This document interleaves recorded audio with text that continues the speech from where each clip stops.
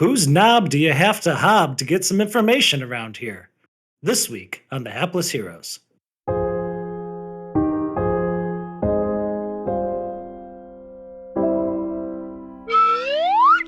Hey, do you think the end is nigh?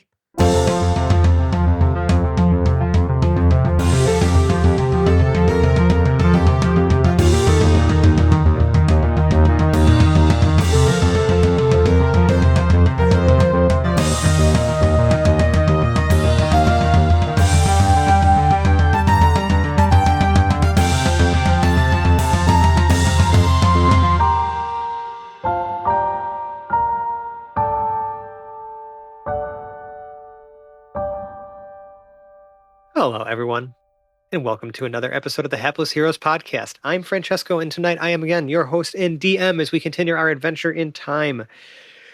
Let's start by introducing our cast. To my virtual left, we have Dave as Zero, Valen's Avatar of War.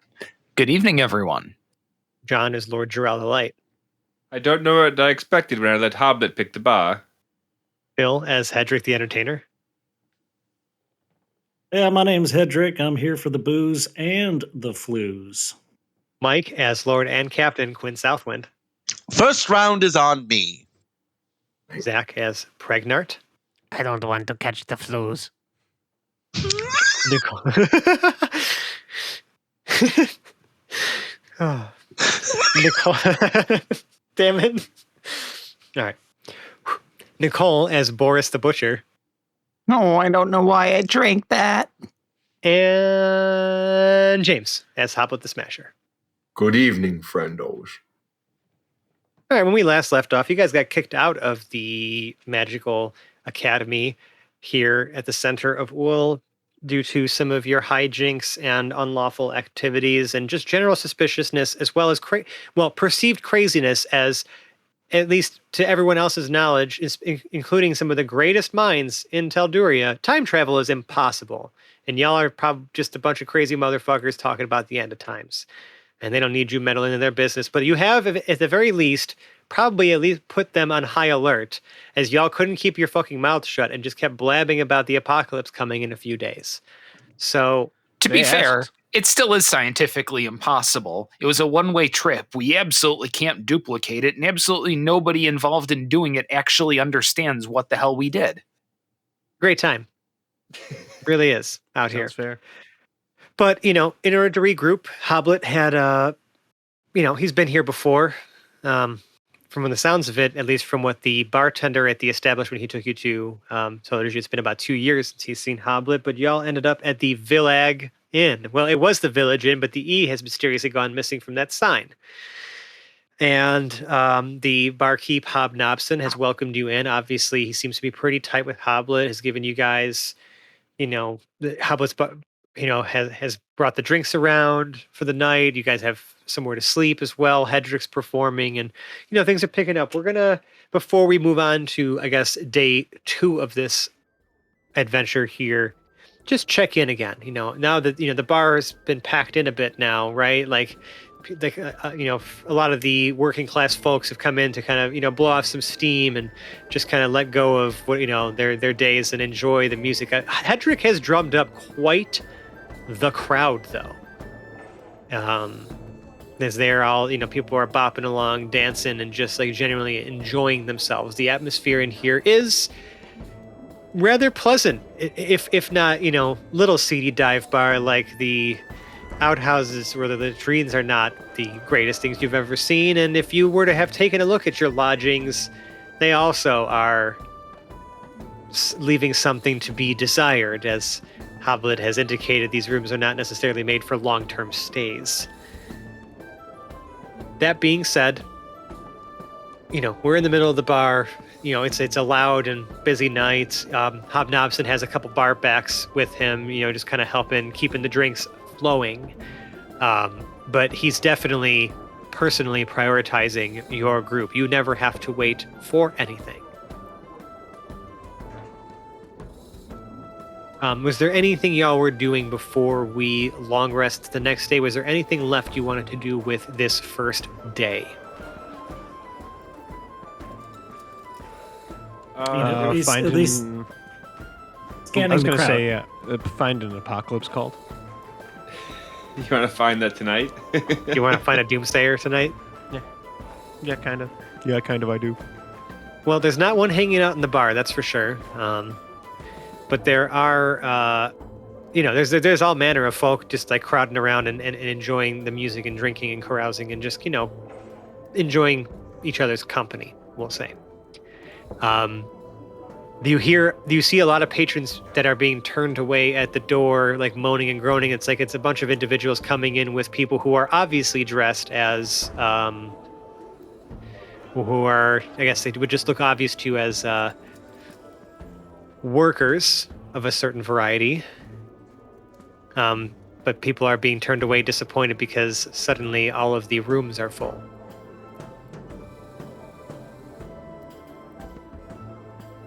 Sucks to be them. Hedrick wants to address the crowd. I know I see these workers running off and stuff, but You have their attention. yeah. Well, let's say this. You have plenty of people still here, but just there is a certain type of crowd that's not really staying for long because they're not coming here for the music. Right. Shit. I kind of have to think about this harder now. I have an idea of what I wanted to do. Without being so blunt, because I don't think he would do that. Let me think about it. Move on, please. Okay, so yeah, Hedrick's performing. Anyone else doing other stuff? Pregnant's probably trying to find somebody who believes that the end is nigh. How are you doing that? I'm gonna sidle up to someone and be like, Hey, you ever think the end is nigh? Okay, so I'm just gonna. You're literally walking up to somebody right now and being like, "Hey, "Are there do any you benches?" think the end? Do you think the end? Yeah, there's probably some benches and other things and tables and whatnot, right? Yeah, there's Pregnant's gonna find like a person sitting at a fairly empty bench and just like do the move where you like sit further from them and then slide towards them, maybe uncomfortably close. Of course. Maybe it sounds a little something like Oh this. no. Hey, do you think the end is nigh?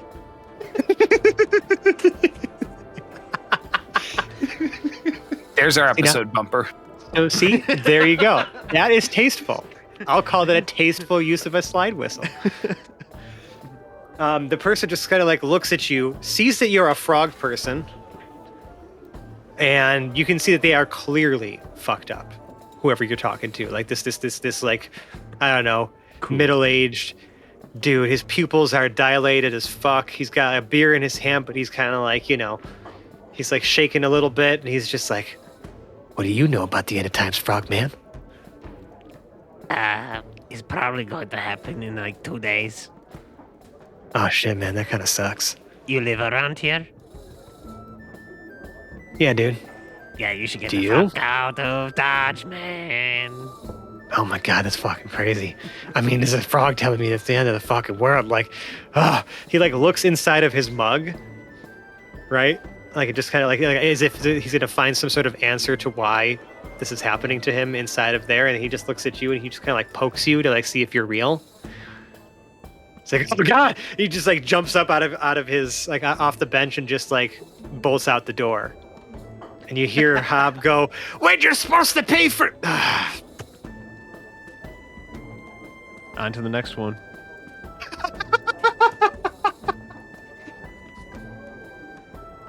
Try again. You know what I'm saying?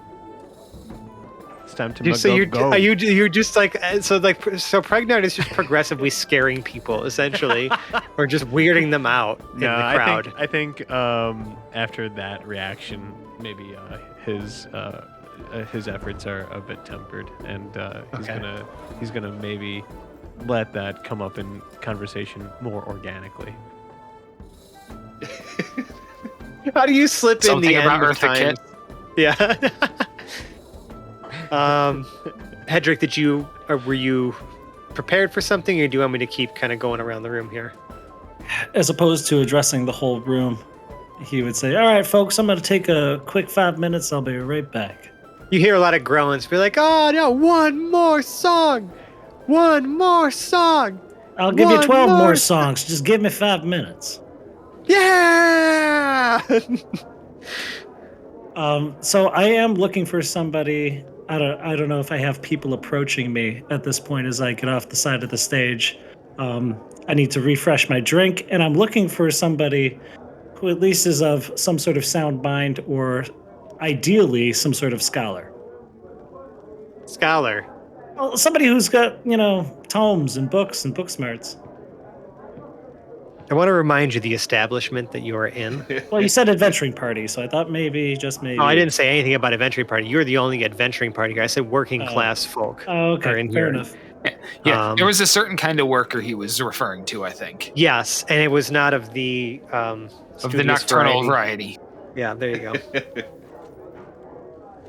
I guess I think sex worker is just a neutral term to use here. That they're a sex worker. No, and it's real work.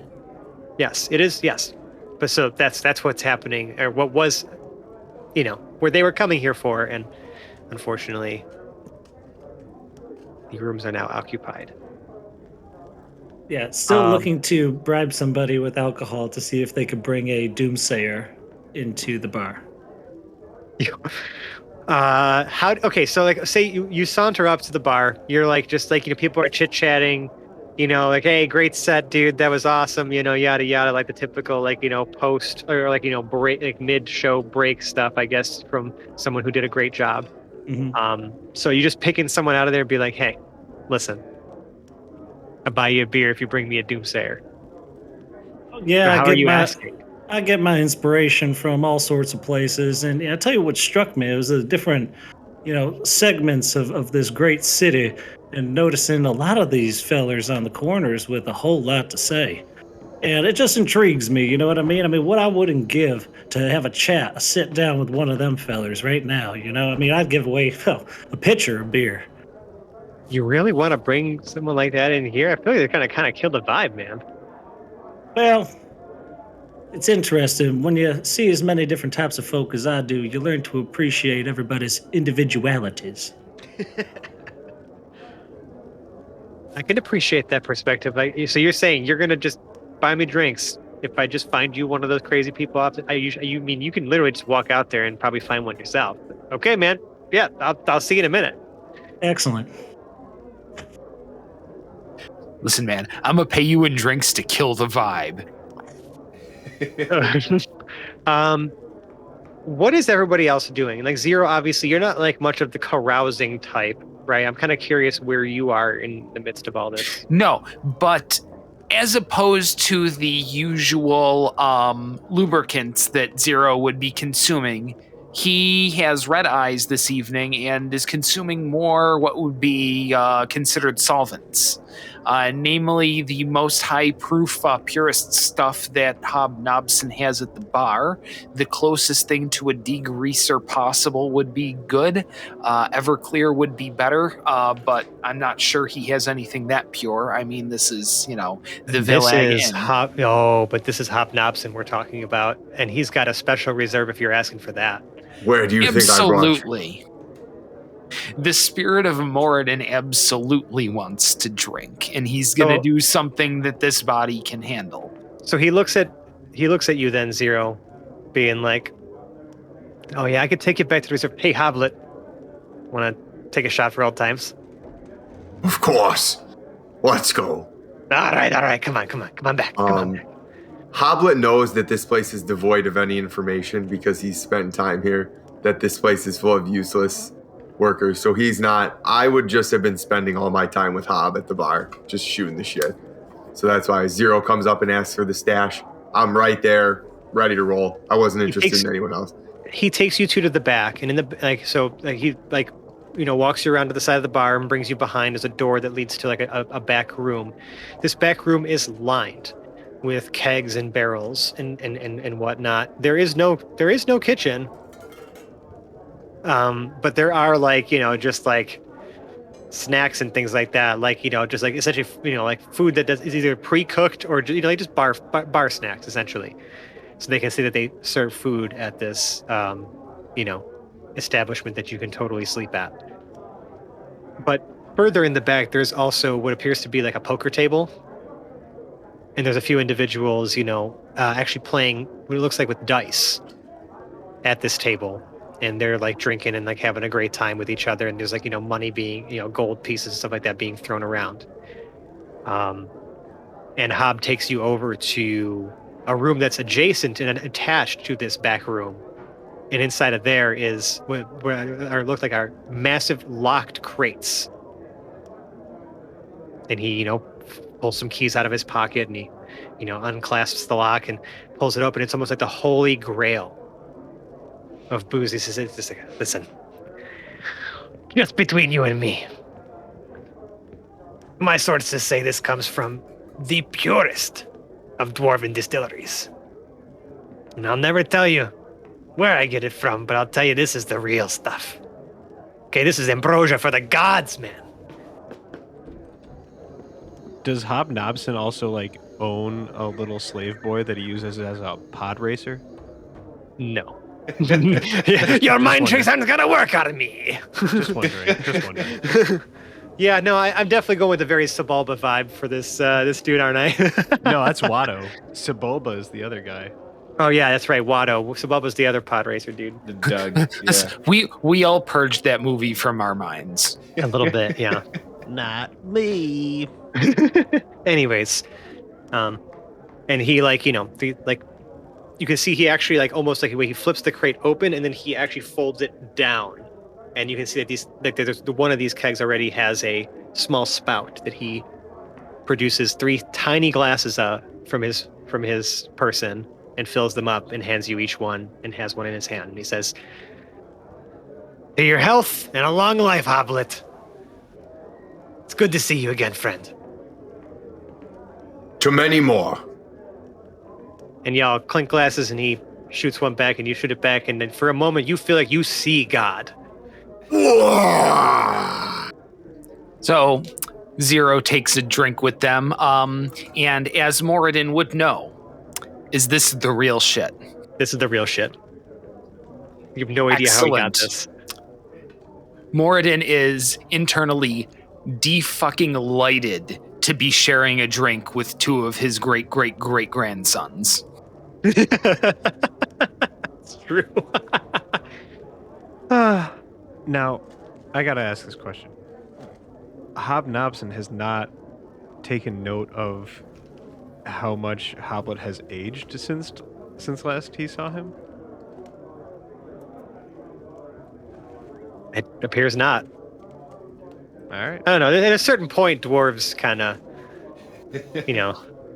I mean, I don't care what species you are, what race you are. I think 160 years would be noticeable if you saw the person 2 weeks ago. No, 2 years 2 ago. years ago. Oh, okay. Yeah. It would be Maybe 2 it's weeks. Maybelline, okay? Sometimes we dwarves have rougher years. Sometimes we have better years. All right, fair enough. Yeah. if anything, it just looks like Hoblet's seen some shit. Just saying. But I appreciate that. I'm rolling in flash and gold, so if you throw money around, people tend to He's not not look going to at your ask face. questions. Yeah, right. Right. Yeah. Fair.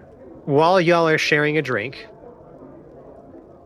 the bar backs have started, like the whoever was helping out is kind of taking over, doing drink orders and things like that.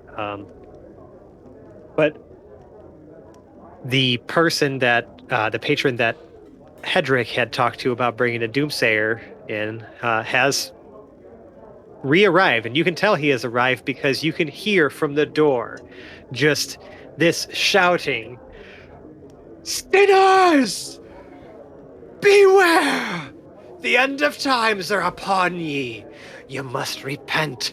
You must repent to the old gods, to Ao himself, the creator of everything. For everything we know and love will be destroyed because we are full of sin. All of you full of sin. Now, You this will is all the guy die we and were looking perish." for. And I can hear people just like shouting and like they're like throwing things at him. Like, "Ah, get him out of here! Who invited this guy? We don't need this guy. They're killing the vibe, man." I would like to talk to this guy. I mean, you could just walk right up to him if you wanted to. Hello, guy. I'm pregnant. Foul creature, see! A plague of frogs is already upon us! Look at what the apocalypse brings us! That is very rude. I'm not a foul. Oh, the foul beast speaks! Have you never seen anything like this before in your lives? It is evidence of the end times! You're The rude. manifestation of our sins! You are rude. I am rubber and you are glue. You are foul. You are evidence of bad things, so go away. Foul creature! Keep your filthy, diseased hands away from me! You bring nothing but fear, plague, and pestilence to our realm! Pregnart hops and licks at the side of his face and then hops away. He's like screaming uncontrollably now, and like at this point, the bouncers have carried him out. And the guy that you had hired, Hedrick, comes up. He's like, "I'll take my drink now, I guess. I hope that's what you were looking for." Yeah, Hobbs got it for me here. Here you go. Enjoy. Thank you. Appreciate that. Hedrick's gonna take the stage again. Well, that was a little crazy.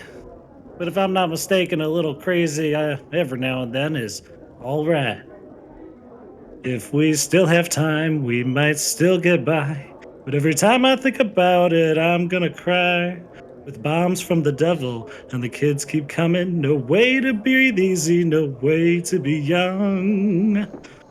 But I tell myself that I'm doing alright. There's nothing left to do tonight but go crazy on ya. Yeah, crazy on you. I'm gonna go crazy, crazy on you. Ooh. Thank you, thank you. That one goes out to our mild-mannered friend who just left. That guy's manners were not mild. It was a joke, Pregnart. I didn't get And Hedrick, I would assume, continues performing his second set. Okay. So at this point, right, we're kind of reaching the later parts of our evening now. Hoblet, you are feeling Sauced. as usual. Lightly, yeah. At this point, Hob he's like, at this point, like, he offers you to play some dice with some of the dudes in the back. He's like, if you're cool, just don't ask them what they do. They're actually pretty fun. All right, so Hoblet's like, maybe playing dice or whatever with some of these seedy individuals in the back, throwing some gold around. Mm-hmm. Zero Din. As good a title as any. After you shared the drinks and the carouse, they're like, "Are you hanging out back there? Or are you trying to go back to your compatriots? Like, what's your plan of attack here?" Obviously, I guess it is always time for carousing, I suppose, when y'all just have a world to save. But there can't all be doom and gloom all the time, right? What is your, I guess, next approach here? Like you've tasted the nectar of the gods, so to speak. After the drink, Zero will profusely, yet modestly, yet extremely sincerely thank Hobnobson for his for sharing this drink and the excellent hospitality. But then he will quietly excuse himself, actually back up to quarters for the night, sort of, slipping out quietly from the carousing otherwise. Okay, we all winding down. Boris, I haven't heard from you in a bit, so I just want to make sure that there's no shenanigans. And I also have to apologize. I noticed in our last episode that I said I was going to come back to Boris, and then I just teleported y'all outside. So that's my bad, y'all. Sometimes the actions of others impact the actions of others. But Boris, before I would be remiss if I didn't ask what you were up to in the midst of all this stuff. Boris is nowhere to be seen in this room. However, there is a short, somewhat familiar-looking, scruffy, working-class gentleman in armor that looks kind of like Boris's, with a surprisingly large pile of gold coins already at the dice table when Hoblet arrives there. That's what I wanted to hear. I fucking love it. Yes. Is it Joris the Jutcher by any chance? This is not Joris the Jutcher. This is Goris the Gooker. Oh, I actually like that less. I didn't think I could like that anything less. All right, fantastic. So that's kind of how the night passes, right? No other actions. Everyone's kind of cool. We're going to long rest here and move on to day 2. Yeah, we're not supposed to ask what the other dwarves at the table are doing. It's entirely possible that Boris has a higher body count than all of them put together. Right. It's very likely. There's some Business, mutual not respect yours, among that table. incorporated. Yeah. Yeah. It's a don't ask questions. We're just here to drink and play some games and not talk about work kind of night. Mm-hmm. All right. Well, it's the dawn of the second day.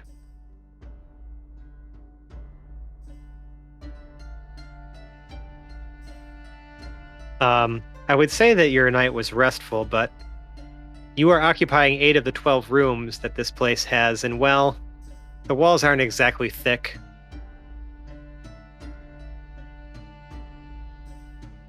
Oh, But the you booty mean- was. Yeah, there was more than just clapping for Hedrick's set that was happening last night, if you know what I mean. So, Oh, no. but I will call it a long rest. So, I mean, some sleep did happen in there. Can we call it a long-ish rest? Yeah, long-ish rest. But y'all awake in the morning. This ain't no real bed and breakfast. There's not going to be food ready for y'all, so. What? No brunch? What day of the week is it? We'll say it's Thursday. No brunch? This is preposterous. We have to go find brunch. Maybe today's the day that we invent brunch. I mean, if theoretically we're 160 years in the past, maybe they just haven't caught on. I don't know about you. I haven't lived that long. Maybe Hoblet. Was the Thursday still a thing? Should we have this brunch and that's fucking weird? Oh yeah, I guess Hoblet would know. No, the tradition for Thursday brunch started well after the fall of people. Sunday was the typical day for brunch these days. Well, in that case, Pregnant, are you prepared to cook brunch? Would you like to cook brunch today for us, Pregnant? Yes, I would. And Jarrell There's will... no hold kitchen on. here. Let me make sure I have the spell to create the food. But if you have the spell to create the food, then how is Pregnard preparing it? Or are you just Are you just summoning the ingredients for Right. Pregnard to then? Exactly. We're see. just gonna hold hands, and we'll do it together. Good. I don't even need to pretend like I picked that over the course of the night. Nope, I just always have that one prepared now. 45 pounds of food and 30 gallons of water. I mean, are you literally? I mean, 15 humanoids. 45 pounds of food is a lot of food. Yeah. Sure is. Listen, we're trying to change the international day for brunch. Yeah. Right. How many are you people are doing that- staying at this place? And are you doing that right here at the Villag Inn? And from what I heard last night, there are some people that worked up quite an appetite. If Pregnant is comfortable cooking the 45 pounds of brunch here, he can cook 45 pounds of brunch here. Yeah. Hobnopson, I guess he hears you guys discussing this opportunity for brunch, and he's like, "That's preposterous brunch on a Thursday. Who would even think of Don't use my word. I'm sick of people calling me preposterous in this past. I've had enough of it. No, I'm sorry. I just said I never knew it was be so crazy. I can just but barely listen. pronounce it. I don't like the word.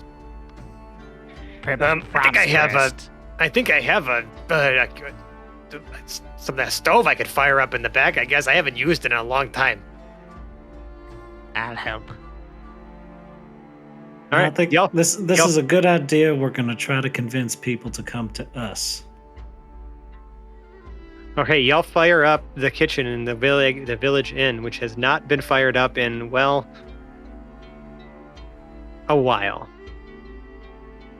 But you're able to get it going. I mean, it's a kitchen. It's not that hard. I'm not gonna make you roll for anything. Jesus Christ. Like, y'all are well beyond, like, starting a basic cooking fire, okay?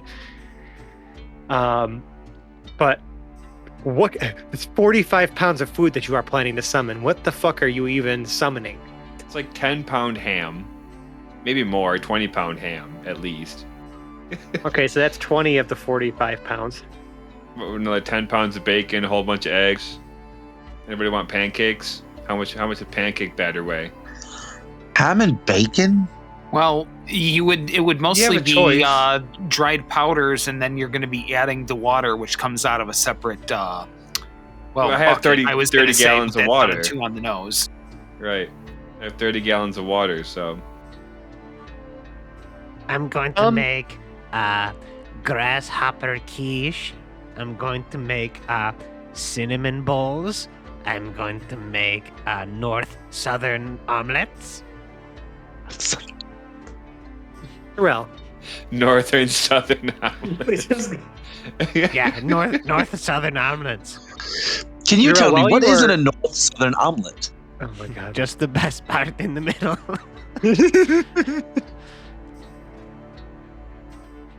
Girl, when you go to try to actually summon the food, you notice it's taking you a little bit more effort to actually like draw the magic needed to be able to summon such a tremendous amount of food. Like it shouldn't be this difficult. This is drops in a bucket for you. This is like, literally your bread and butter, huh? But like Sure. it's you're finding it very difficult to really summon. I mean, you managed to do it, but it took considerably more effort than you were expecting it to. Like you feel like a little winded, if anything, after you like finished the ritual to summon the food. I wasn't sure if being that close to the like convergent point would make it easier, or if being that far away from the actual like power of Valen would make it harder. So okay. Well, Something Valen harder. was not a god at this point. Right. So, and that's where most of my power comes from. So that might be what he attributed it to, the fact that this was pre-Valen being fully powerful. Yeah, like she was just she probably didn't even exist at this point, or if she did, like she was just a person. She ascended after the fall of people. Can Jarl do a history check to know when Valen was supposedly like born? Oh, you or- know. No, you don't even. I'm not going to tell you. This is your god, my dude. Like, this is information that you have at your fingertips. The story of Valen goes that after the foul upheaval,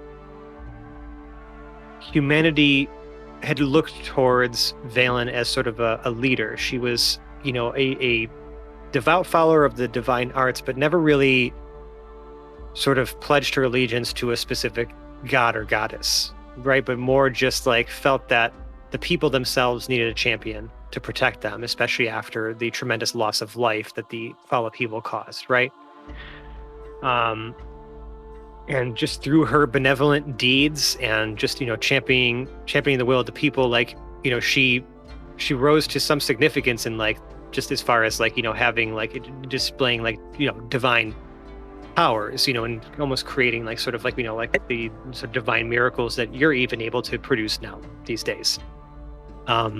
And that she had gone beyond into the Crucible lands to try to drive back a force or to drive back, I guess like just some, I mean, it seems like invasions are very common, right? They're constantly always happening. It's just that the severity had increased in your lifetimes. But for her, it was, she had performed some sort of heroic deed to save, or at least like drive back something that threatened all of humanity. And those deeds had ascended her to to where she is today. Do I know like Just what the her time valor frame alone. was after the It was upheaval or around? it would have been a few years after the foul upheaval. So there's a good chance that she's actually alive somewhere right now in the world. Yep, but just Just like a not a person. god. Yes, yet, and yeah. feeling fucking exhausted because you just pulled power from her and she has no idea why.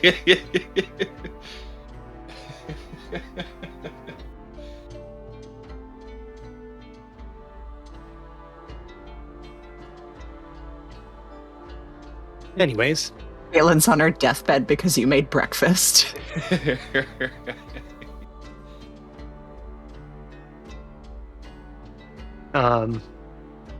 So breakfast is prepared. Y'all like create a fucking feast, way more than you will ever need to feed yourselves. Well, it's only double what we would feed ourselves. I make enough food for 15 people. And Jarrell usually eats for 2. So That's fair. Hobnobson definitely joins y'all for some food. He's a little knackered after a night of drinking himself. Drinking. We drank like jet fuel with Zero. He's a little bit under the weather because we were drinking. But yeah, like some of the people who had stayed the night who would normally be scurrying out, some of the folks do stay and eat, and I'm like, oh my goodness, this is like the best thing I've ever had in my life. Like, what? Who made this? Like, I didn't know you serve food here, Hob. This is amazing. This is like well beyond what I expected from this establishment. this is the wonderful cooking of my good friend here, Pregnant. It was me. Something we could. Jarrell introduces the frog that cooked them breakfast. Wow, you do this every Thursday? Is he like where is Pregnant? I figured Pregnant would still be You're in like, the kitchen. In the kitchen, yeah. Yeah. Maybe drag him out of the kitchen. Like, here's the chef. Right, with a little chef's hat on and his kiss the cook apron. You get some golf claps, you know. He just holds me up by like my scruff. Yeah. Bravo, frog chef. Bravo. He gives a little wave. Thanks. Okay, well, I mean, you're fed. You have been sustained for sure for the day, at least for now. So Zero Din, slightly inspired by this act of creation, sort of turns to some of the patrons and says, "Go now and spread the news of Thursday brunch far and wide." Okay, man. Will do. It's like say it like menacingly, like you will spread. Or more like superhero preachily, but still like like absolutely bizarre for everyday conversation. Like nobody would actually say that. No. I love that for you. Okay. Yeah. So we've moved on at this point. Now we've eaten. Like, what's the plan of attack for today? This is day 2. I'm still of the mind that we should check on Ebenezer's actual house. Just see what condition it's in, see what his family life is like. Let's go casually spying, dude. Yeah. And his family. Sure. We don't even. We remember no idea where he lives. Before we get there, guys, party, apologies. Do remember that this is probably one of the most well-guarded houses in the entire world right now. We might need to come at this with some caution. You may be correct. I mean, I don't know how well guarded a typical high up dean at a school would be.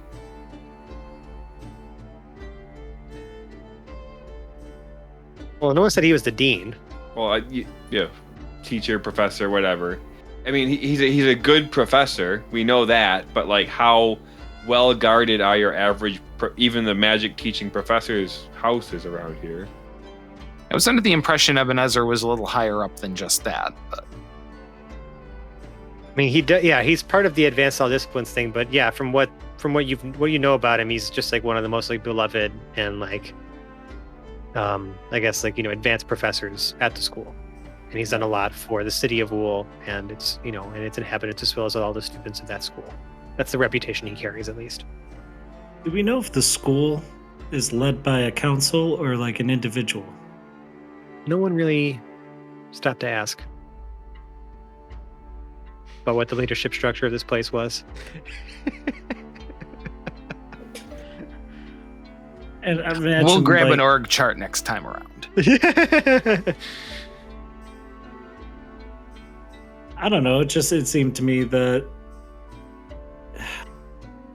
we're looking for some nefarious angle and nothing was presented, obviously, other than coincidence inside And y'all the were kind of tower. sent here on a wing and a prayer, so you weren't really given a lot of prep, and I don't even think you would have been able to have been given a lot of prep, seeing as how that would affect how things go here, and well, I guess you just kind of have to figure it out on your own. Well, the connection to transporting into Dr. Hines' office might just be the location of that action that sent us there. We're looking for resources outside of the tower, and I'm not so sure, like, the direction in this strange place is going to grant a lot of angles to think about it. So Jarrell's kind of framing it like, well, the only real point of interest we know or clue we have is that Ebenezer is here. It's his family. Potentially, it may have even been his son that was injured yesterday. But we don't know what will lead him, what seemingly is not an evil man, to destroy this entire city and bring about the beginning of the apocalypse. Something must happen in the next 48 hours that cause him to do this. And if we can figure out what that is, we might be able to figure out how to stop him from doing that. Well, and I think Boris got the key information that Ebenezer has a family, he has people that he cares about. And I don't know if that's who he was standing over in the infirmary, but it would go to show that they don't allow anybody near that when Ebenezer himself is in the infirmary. Well, from what I gather, they just thought they were better healers than me. I probably could have healed that entire infirmary in a day. And Jarrell is kind of proud of Sure you could. I have all the faith in you, Jarrell. I mean, heck, they don't even know who they're talking to. They really don't. I think that's the problem. Well, neither did we. We don't know who we were talking to either. That's the other problem. So, I mean, the only idea I've heard thrown around at this point was try to find out where Ebenezer lives and stalk him. One critical Correct. piece of information you're missing is that you don't know where he lives. Right. Details. So, if this is your plan of attack, because I'm just going off of what y'all are suggesting here, how do you try to get the information? What's the next move? What's the plan? I'm certain that there's someone around town who would know of that high of a professor's typical comings and goings. Boris, how late were you playing dice till last night? Late. Boris was not drinking heavily. She just had that first, beer and then changed to costume and went back to the dice table. So she would have stuck around like right until the very, very last possible moment that she could have been playing dice and totally legitimately winning money without cheating. You met two people that were interesting to you last night. A halfling named Tumble. He just goes by Tum, though. And a human, female, named Kieran Helvani.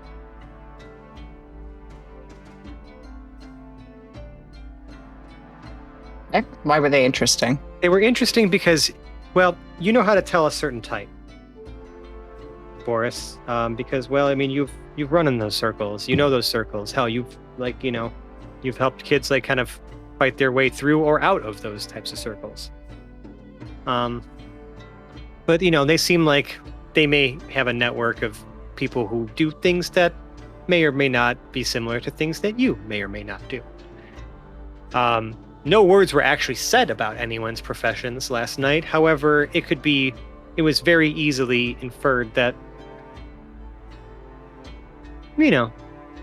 they might be some interesting folks to talk to in different circumstances. You might be able to go through some back channels if you wanted to get a hold of them or get in touch with them.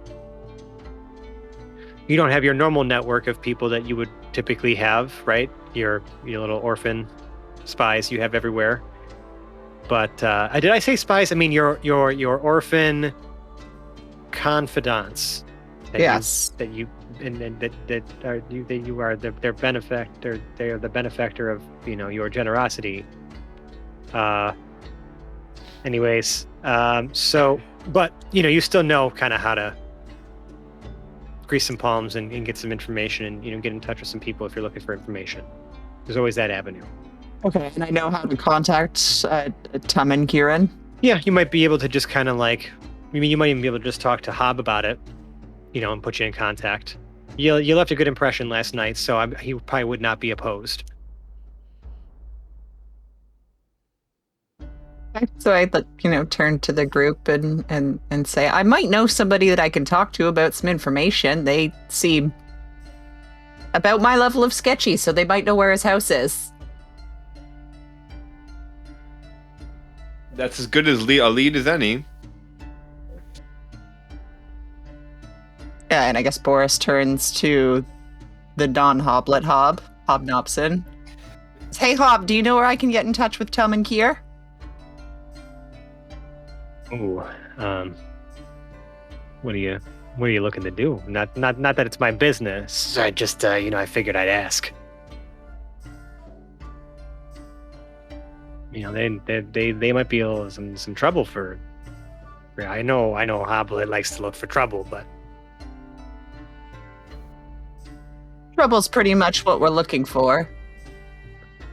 fair enough. Well, Tom's not one for too much talking, but you can. But I know Kieran. Well, she comes here most nights, but she runs things out of her own little spot. Hold on, let me go to the bucket for this. I want to get a good name, unless someone's got one in their back pocket for another seedy dive. What about the seedy dive? Is that too on the nose? A bit. I mean, you asked me for a name of a seedy dive. The seedy dive. Chuck's Dive, but everybody just calls it CDs. Winner. She runs a little, she runs out her shop out of, CDs. Down in the seedy corner of town, Chuck's Dive. You know what I'm talking about. Ah, but you've been there once or twice. I know it's not as good as here, but they're all right. It was all right. Kira won't just see anybody, though. I mean, if you got a job, she's going to want to take on it. She's going to want a little cut. She's going to want in on it, so you better go with a good offer. You know that. And if you're looking for information, same thing. You better have something to offer. Boris just pulls like a handful of gold out of her pocket from her weddings last night. That might work.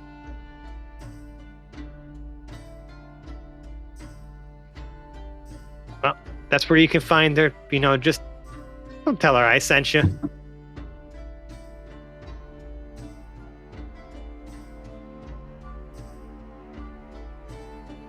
In case something goes wrong, I don't need it coming back to me. I try to run well, no, I can't even lie. I don't try to run a clean establishment. I just try to run an establishment, man. I just don't want too much trouble walking in these doors. You leave your problems at the door. I'll tell her you said hi then.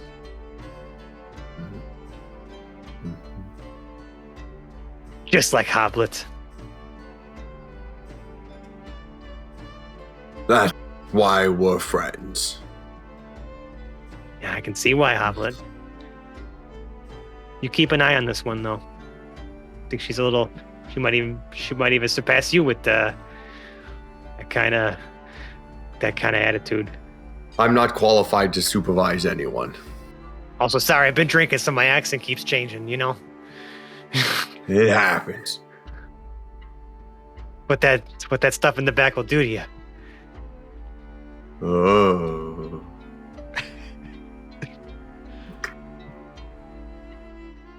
So I guess it's off to CDs. Any objections from the group? Nope. Okay. You go further into the seedy part of Seedy Town in Uul. And yeah, you find yourself at Chuck's Dive, and this place does have the E at the end of dive. You know, the word dive that has the word E at the end of it. How do we I'll leave feel it about for that? now. I just liked the other place because they got rid of even a necessary E. Oh, they did. Huh? Someone did. Mm-hmm. They didn't fix it. Mm-hmm. So they must have been okay with it for the last 2 years. Or Or they must however have been long ago someone Persuaded did to keep it that way. We'll see. it. Could be. Time will tell. Mystery how Um, it got that way. But I mean, it's like the morning right now when you go to CD's. So there's like, you know, the doors are closed, like the lights are, you know, like the lanterns, stuff like that are off, like they're out, like it's dark in there. And there's just like, you know, a big burly dude standing at the door. And y'all are just like walking up to the door, or you just like, are you just, you know, you kind of observing first? Are you done describing this big burly dude?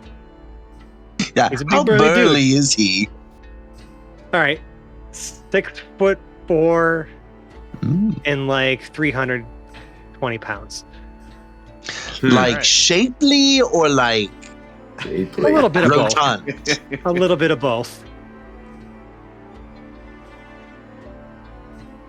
He's just, you know, like ruffled hair, big beard, big potato nose, just like, you know, not the most handsome fella you've laid your eyes upon, but he definitely looks like he's there to make sure that, you know, the general public ain't entering it right now. All right, Pregnart walks up to him and says, Yeah, we're here to see these dives. And he like towers over you, right? And he like, you know, you see his, you know, shoulders are just very broad, and he just like hulks over you. He just looks at you. He's like, "Hey, what do you want? This again. Yes. You here? Yes. I Queen. don't know you." Have you ever seen these? and Pregnart shows him some of his recipe cards. You know what's good for you? You better take a step away. If you're just gonna be handing me garbage. These are not garbage. This is a good recipe for chicken noodle soup. Do you want it? Yeah, all right, why not? I'll get lost. Ah. What is your name? You first. My name is Pregnant. You know, they call me Tiny. On account of my tiny voice. Oh, I thought it was like ironic thing because you're big and burly. No, it's because of my tiny voice, okay? I like But I'm your super voice. confident about it, and I own it, okay? Yeah, I love your voice. Some It people sounds just have great. high voices, okay? And they were born with high voices their whole life. It doesn't mean that we can't just treat it like a normal situation and not, Pregnart, you know... Pregnart reaches out and like touches his hand like knowingly and sensitively, and he says, Hey man, I get it. I like your voice a lot.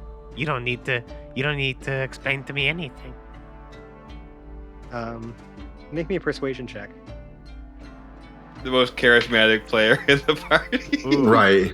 "It's a rolled 19 persuasion." Oh, you yeah. said? Yeah. Okay, that's 36. that's a 29. The 36. Wow, little frog man, that's actually kind of the nicest thing that anyone's ever said to me. Yeah. You seem like a good guy. We're gonna be good friends.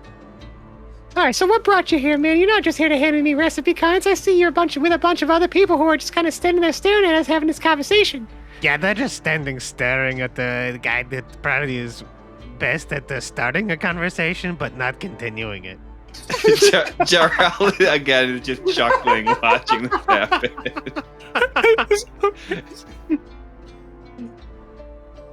What are y'all gonna just stand there for? You're gonna tell me why you're here? Jarrell pats Boris on the back. Our friend Boris here is here to speak with someone. Now, Boris, don't forget, you were in disguise last night. You were not showing up to that table as Boris. Yeah, in the walk over here, I have done nothing else to disguise myself except putting the mustache back on. Nice. Okay. Yeah, what does she want? Or he? What did? I'm What do here they to want? speak. I'm here to speak to Kieran. Yeah, what do you want with Kieran? Boris again pulls a bag of gold coins out of her pocket and says, "Good job." Good enough for me. I'll be keeping my eyes on you. All right? Your frogman's pretty cool, but I don't know about the rest of you just yet. So, if it comes down to brass tacks here, I'm just gonna, the frog stays, but you gotta go. And he lets you in. You can see inside. I mean, the place is empty. The tables are up on, or the tables are up on the chairs. No, the chairs are up on all the tables. Stools are up on the bar. Like, place is shut down. And Tiny just kind of points. Just head on through the back, knock 3 times, and say the word, jobs, jobs, jobs. Really loud. All right? We'll see yous. See you later, Tiny. Have a good day, man. See you later, Pragnar. You're the best. No, you're the best. No, you're the best. Ah.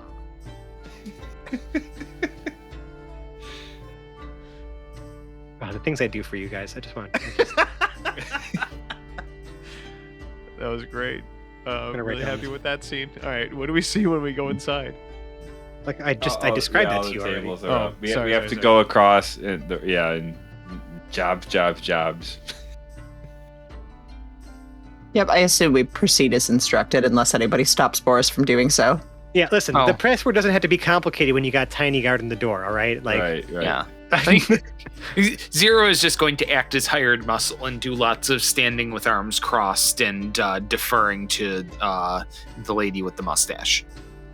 Jarrell is only going through into this establishment and with Boris to make sure that it goes like actually how it's supposed to go, and not some ridiculous way where Boris. and not just steals leave Boris by herself to. Correct. Yeah, do we whatever didn't she have wants again? we didn't have this option last time, so we're making sure we take it. I see. Well, you see there's a door at the back, and it's got like one of those little, those very, those eye holes that's been shut. Yep. It's like one of those like little sliding viewing like things. I'm assuming you knock on the door. Who does the knocking and what do you say? Boris, I think, is going to knock. I'm kind of taking the lead here. So Boris knocks 3 times and says, "Jabs, jabs, jabs." The eye thing slides open, sees the tall people standing there. It shuts. Another small eye slit that you guys notice is more eye level with Pregnard and Boris opens. Look up at you.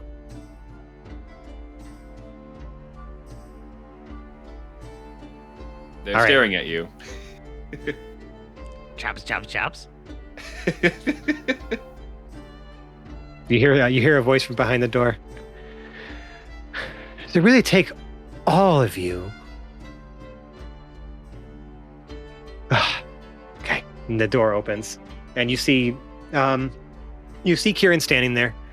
She's got long brown hair. You can see that she's even wearing she's got some eyeliner on that kind of like swoops up at the edges of her eyes, and it's like it's kind of like almost like dark shading, and she's just almost as if to kind of like hide some of her eye structure, and she's wearing a suit of studded armor, has like a little cloak attached to it that she has slung over one shoulder in the front and in the back. And you can see sitting at the table is a couple similarly burly looking dudes to Tiny. And there's a map of Uhl on the table. And she just looks at you, Boris, and she says, "Ah, Chorus, was it?" Boris rips off the mustache immediately and says, Boris, actually, I wanted to return this to you, and then drops the bag of coins on the table and says, and ask if you know where we could find Ebenezer. And like the two guys who are at the table kind of like look up, right, and like have their eyebrows raised, and Kieran kind of like, she's like, whoa, whoa, whoa. And she like kind of whispers like, what are you looking for Ebenezer for? You trying to do a job on his place? Because I tell you, we've been casing that place for years, and that is an impenetrable fortress. All right, I don't care what kind of goodies he's got in that house. I'm not touching it. You better have something real good if you're trying to hit that place. Boris answers in thieves' cant and says, we're pretty well equipped for this job, so we don't need any help. We just need to know where to find the place to look for him. She says back to you in thieves' cant. She's like, like in thieves' cant, it's like a mixture of like hand gestures and like just some like code, like slang and code words, stuff like that. Like pretty much unintelligible to the rest of you. I'm But she imagining essentially like a base coach in baseball mixed with other stuff. Pretty much. But she responds to you and says like, no, you can't just bring something this juicy to me and not give me any of the details. Like I want in.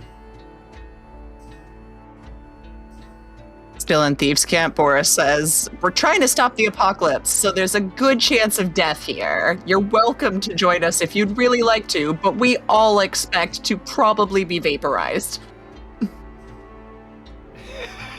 Oh, so a suicide mission. Okay, no, you're on your own. You're crazy, Boris. Absolutely. All right.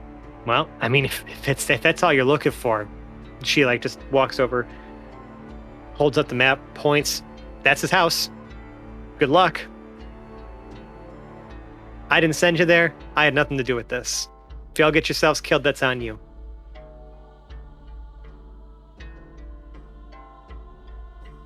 Is she actually raising her hands the way that you are right now? Perfect. Boris high fives both hands and then puts a handful of bubblegum cigars down on the table. And the location she pointed you to is like, he lives in like that sort of inner ring closest to where the actual like massive tower is and like that, convergence of magic is. He doesn't live too far from there. She gives you the address and everything like that. He's, one of those like really nice like mansions uptown. I figured as much. But now you have the exact location. I'm assuming, Boris, you all get the information, but, Kieran's like, okay, well, if that's it, we'll see you later. Tiny will show you out. Tiny! And Tiny, you see the door burst open. Yeah, boss! All right, make sure that they get on their way comfortably, okay? Oh, yeah, no problem. Come on, Pregnard and friends. Thanks, Tiny. Anytime, man. Listen, you know where to find me if you want to get a drink, all right?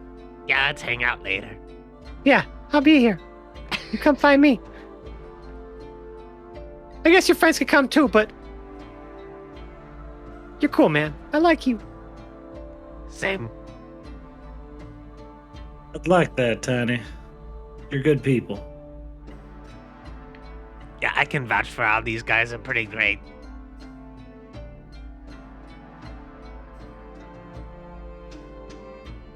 So do you think we want to go straight to his house?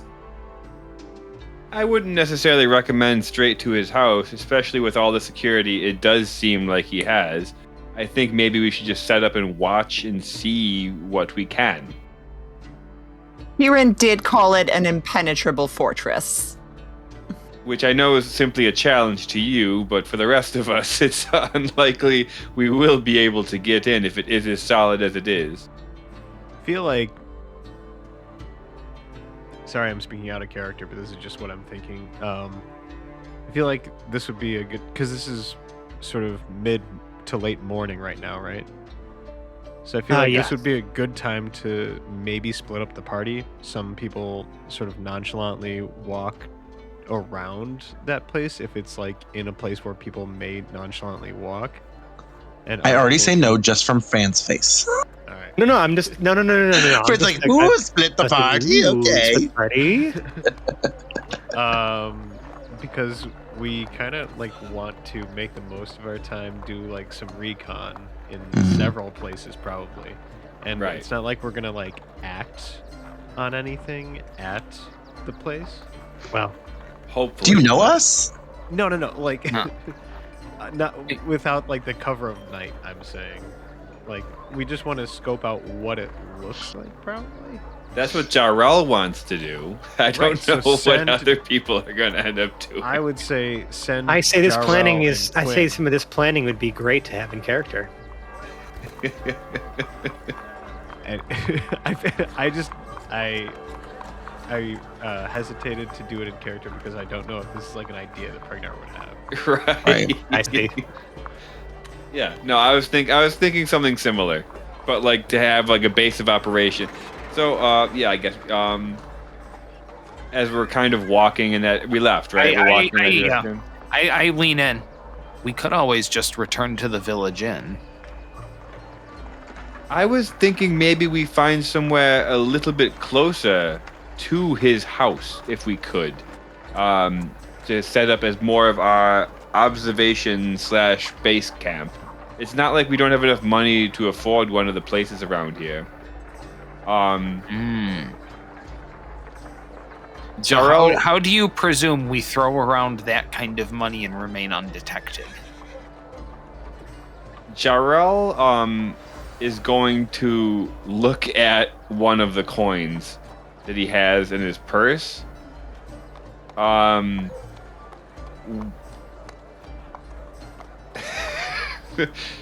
I think Fran already knows what I'm going to ask. They are kind of time-stamped, aren't they? They are. They do have minted dates on them, and those dates are well into the future. However, the coins that Boris was throwing around and has been throwing around are minted for current right year. now. That being said, these are actual gold coins. So, Right. depending on who they're going to, they're made from they're gold. Yeah. They're just future gold. with an emperor on it that's not yet the emperor. Yeah, just take it to a smelter and just be like, hey, somebody made these joke coins. Aren't they funny? Ooh, Anyway, melt them fantasy down money for us. laundering. We haven't been convicted of that yet. There's still time. Boris pulls a bellow out of her pocket and holds it up. Like a forge bellows. Oh God, I did you? have a forge bellow in my pocket. Oh, yeah, it's one of those things you stole. Mm-hmm. Okay, next time we're not on a time crunch, perhaps. What's the plan? What's the direction? So as they're walking, Jarrell will say, "Do you think they'll let us pay for a room with just a big brick of gold?" Boris pulls a big brick of gold out of her pocket. Is might that big be- brick of gold the nameplate for a Dr. No, Richard I J. have- Hines? Oh, okay. I have a crate of ingots in my pocket. A crate. Oh, We've just been letting Boris accumulate stuff.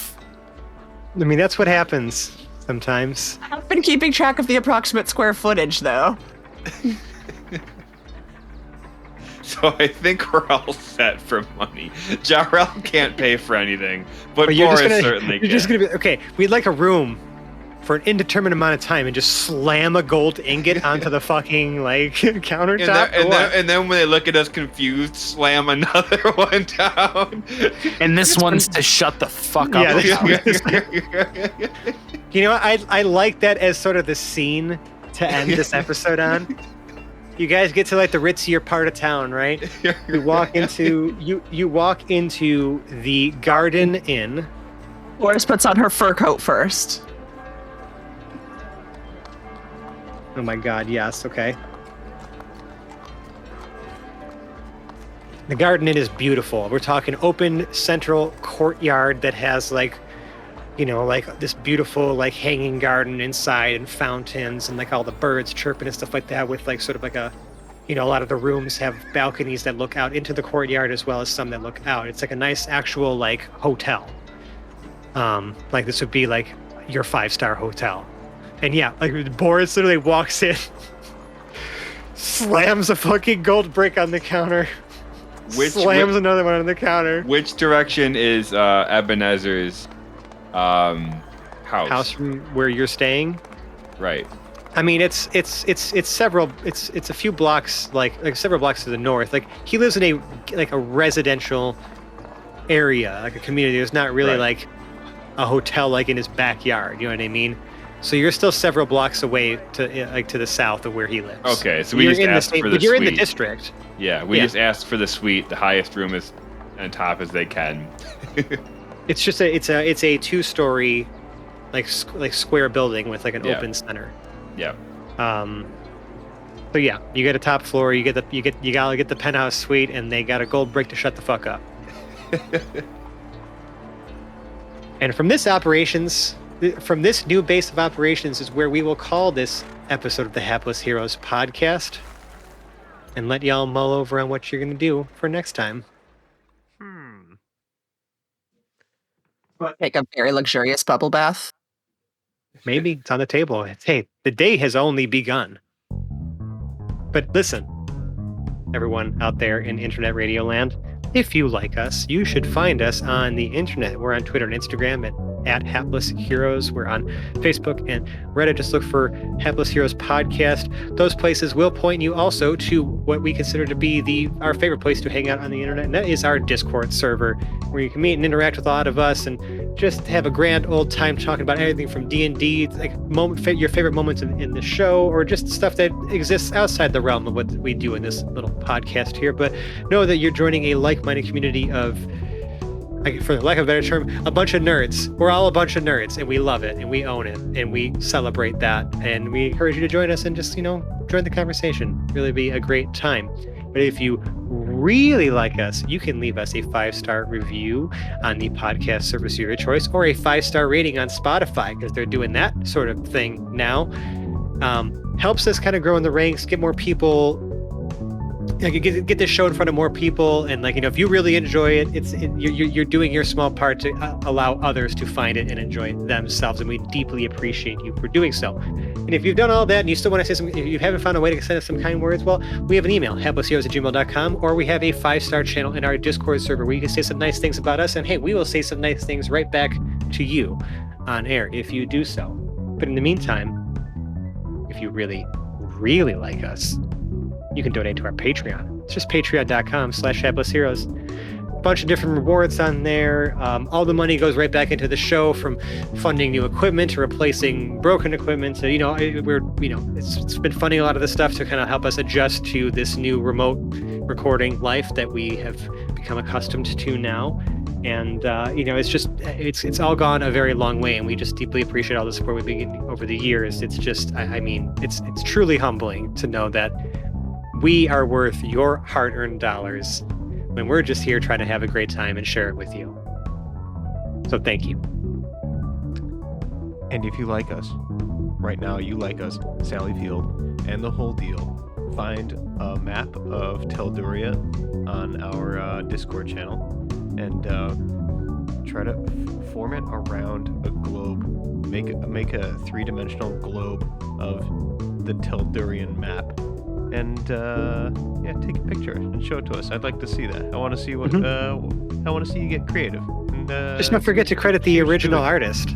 Oh yeah, who's the original artist? Maxime Plasse, Maxime Plasse. He's got his own DeviantArt page and his own website. He allowed us to use this map way back when. He's a phenomenal cartographer. He's made a ton of maps for people, and they're all just excellent. Hell, you can even probably reach out to him. He'll commission a map for you if he's still doing that sort of thing these days. Different locations marked on it, like Ool and Tarantus and Grey Citadel and stuff like that? Most of them were already marked. There are some areas that have not been, like places that we've created and stuff like that. I did not want to modify the original map because it's not mine to change or update. But we've used it as our inspiration this whole time, and it's just been awesome. Yeah. So yeah, if you like us right now, you like us, Sally Field, and the whole deal. Make a 3-dimensional representation of Telduria. Hell yeah. And follow us on Twitter at Hapless Heroes. Where Zach will now be taking over. Oh God. Taking the reins. This is Anyways, Ready, everybody. while we prepare ourselves for the inevitable demise of our Twitter account, I'm going to go ahead and outro our cast, starting from my right, with James as Hoblet the Smasher, What have we gotten ourselves into? Nicole as Boris the Butcher, or Goris the Gooker, Oh, I'm glad all this stuff came in handy finally. These ingots were getting heavy. Zach as Pregnart, Hey, Jarrell, do you want to form a bobsled team with Tiny? Sounds like the worst bobsled team. Mike as Lord and Captain Quinn Southwind, Always at my service. Bill as Hedrick the Entertainer, Well, I guess no matter what era you're in, money talks. John as Lord Jarrell, Champion of Justice. I fucked up your intro, so gotta outro you the right way. Until next time. And Dave as Zero, Valen's Avatar of War. Good evening, everyone. And I'm Francesco. I've been your host and DM. We'll see you next time. Bye. Bye. Bye. Bye. Goodbye. Bye.